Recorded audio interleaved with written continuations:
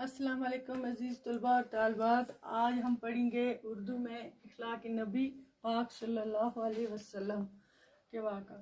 پہلے پارٹ میں ہم نے ان کے سیرت پاک کے بارے میں کچھ پہلو جانے تھے، تو آج ہم پڑھیں گے کچھ چند واقعات کا ذکر کیا گیا ہے یہاں جن لوگوں نے شر اور ظلم کی وجہ سے آپ صلی اللہ علیہ وسلم کو مکہ معظمہ سے ہجرت کر کے مدینہ منورہ جانا پڑا تھا۔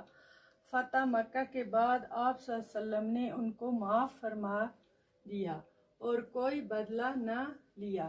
ایک مرتبہ ایک منافق نے قتل کرنے کے ارادے سے آپ صلی اللہ علیہ وسلم پر حملہ کیا، لیکن وہ کامیاب نہیں ہو سکا۔ حضور پاک صلی اللہ علیہ وسلم نے اس کو بھی معاف فرما دیا۔ ایک بار آپ صلی اللہ علیہ وسلم بازار سے گزر رہے تھے، ایک صحابی نے آپ صلی اللہ علیہ وسلم کی خدمت میں حاضر ہو کر عرض کیا، اے اللہ کے رسول صلی اللہ علیہ وسلم، مجھے آپ صلی اللہ علیہ وسلم سے کچھ مشورہ کرنا تھا۔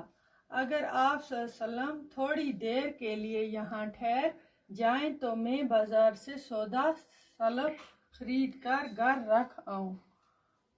حضور پاک صلی اللہ علیہ وسلم نے فرمایا، میں یہیں ٹھہر کر تمہارا انتظار کرتا ہوں، جلدی آنا۔ وہ صحابی گھر جا کر یہ بات بھول گئے کہ وہ حضور پاک صلی اللہ علیہ وسلم کو بازار میں ٹھہرنے کو کہہ آئے ہیں۔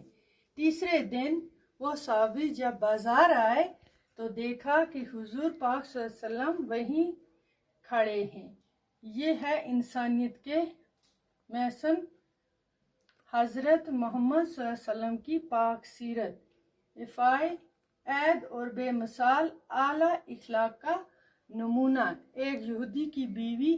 دوسرا واقعہ ہے بچوں، یہاں تک ہی آج پڑھیں گے، ٹھیک ہے؟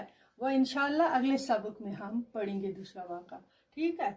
تو یہاں ہم نے پڑھا، اتنا کافی آج کے لیے۔ خدا حافظ۔